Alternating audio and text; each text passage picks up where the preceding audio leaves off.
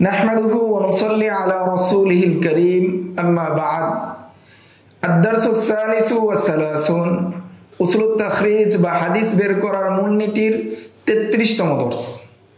এই দর্সে আমরা আলোচনা করব মাজামিয়া সম্পর্কে। মাজামিয়া দ্বারা উদ্দেশ্য কি? মাজামিয়া শব্দটি মাজমা এর বহুবচন।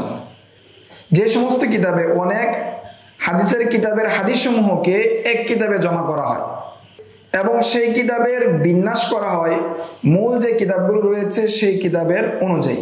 যে সমস্ত কিতাব থেকে হাদিস নেওয়া হয়েছে সেই সমস্ত হাদিসের কিতাব অনুযায়ী এই ধরনের অনেক কিতাব রয়েছে।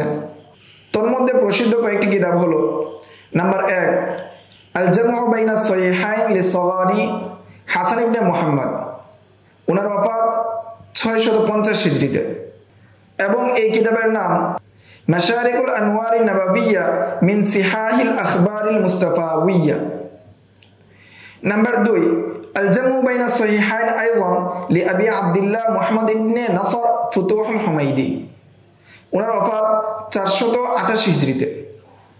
নাম্বার 3, আল জামউ বাইনাল উসুলিস সুন্নাহ লিআবিল হাসান রাজিন ইবনে মুআবিয়া আল আন্দালুসি, ওনার ওফাত 535 হিজরিতে।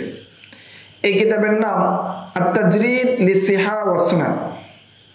নাম্বার 4, আল জামউ বাইনাল উসুলিস সুন্নাহ, এই কিতাবের নাম জামিউল উসুল মিন আহাদিসির রাসূল, এর লেখক আবু সাআদাত আল মারুফ বি ইবনুল আসির, ওনার ওফাত 606 হিজরিতে।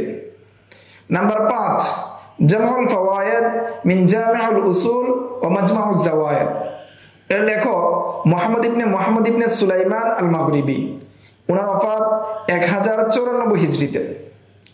এই কিতাবের মধ্যে 14টি কিতাবের হাদিসকে একত্রিত করা হয়েছে।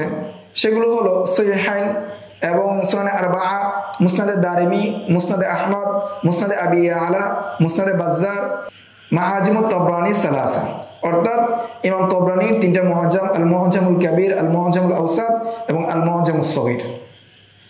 এবং এই কিতাবগুলোকে সাজানো হয়েছে তার মূল যে কিতাবগুলো আছে সেই মূল কিতাবের বাব অনুযায়ী, যতটুকু সম্ভব মূল কিতাব অনুযায়ী সাজানো যায় ততটুকু অনুযায়ী সাজানো হয়েছে।